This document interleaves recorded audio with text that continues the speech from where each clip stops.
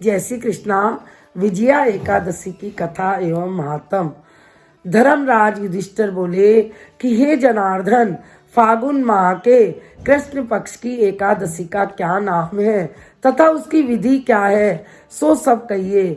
श्री कृष्ण भगवान बोले कि हे राजेश्वर, फागुन माह के कृष्ण पक्ष की एकादशी का नाम विजया है। उसके व्रत के प्रभाव से मनुष्य को विजय मिलती है।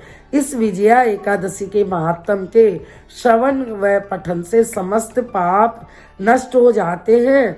एक समय देवर्षि नारद ने जगत पिता ब्रह्मा जी से पूछा कि हे ब्रह्मा जी, आप मुझे फागुन माह के कृष्ण पक्ष की विजया एकादशी के व्रत का विधान हमें बतलाइए। ब्रह्मा जी बोले कि हे नारद, विजया एकादशी का व्रत प्राचीन तथा नए पापों को नष्ट करने वाला है। वह समस्त मनुष्यों को विजय प्राप्त कराता है। विजया एकादशी का बहुत बड़ा महत्व है। त्रेता युग में श्री रामचंद्र जी को जब 14 वर्ष के लिए वनवास हो गया, तब वह श्री लक्ष्मण जी तथा जानकी जी सहित पंचवटी में निवास करने लगे। इस जगह रावण ने श्री सीता जी का हरण किया। इस दुखद समाचार से श्री राम जी अत्यंत व्याकुल हुए और सीता जी की खोज में चल दिए। घूमते घूमते वे मरणासन जटायु के पास पहुंचे। कुछ आगे चलकर इनकी सुग्रीव के साथ मित्रता हो गई और बाली का वध किया। श्री हनुमान जी ने लंका में जाकर सीता जी का पता लगाया। वहां से लौटकर हनुमान जी ने श्री रामचंद्र जी के पास आए। हनुमान जी श्री रामचंद्र जी के पास आए और सब समाचार कहे। श्री रामचंद्र जी ने सुग्रीव की सम्मति लेकर वानरों भालुओं के सहित लंका को प्रस्थान किया।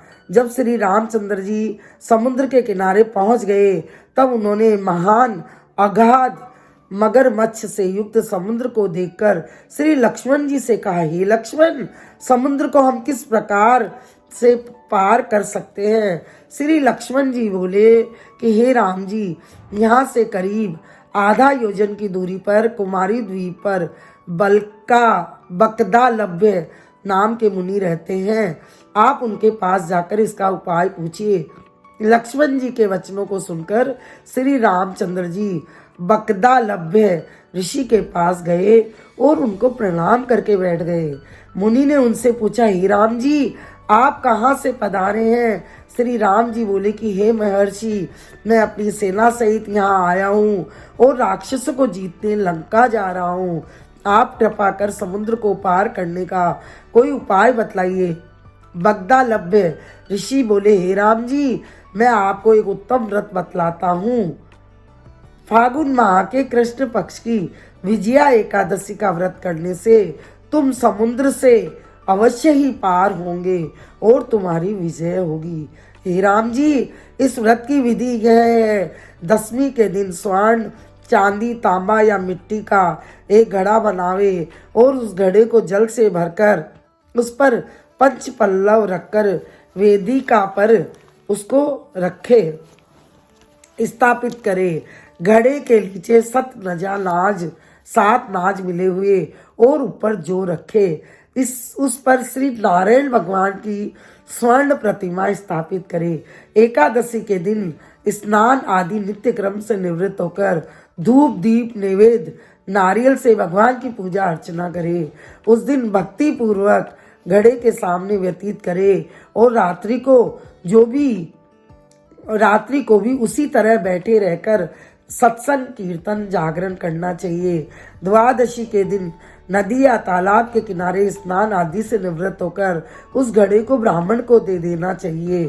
हे राम, यदि तुम इस व्रत को सेनापतियों के साथ करोगे तो अवश्य ही विजयी प्राप्त होगी। श्री रामचंद्र जी ने विधि पूर्वक विजया एकादशी का व्रत किया और इसके प्रभाव से दैत्यों के ऊपर विजय पाई। अतः हे राजन, जो मनुष्य इस व्रत को विधि पूर्वक करेगा उसकी दोनों लोकों में विजय अवश्य होगी। श्री ब्रह्मा जी ने नारद जी से कहा था कि पुत्र, जो इस व्रत का महात्म सुनता है, पढ़ता है, सुनाता है, उसको वाजपेय यज्ञ के फल की प्राप्ति होती है। बोले विष्णु भगवान की जय, लक्ष्मी महारानी की जय।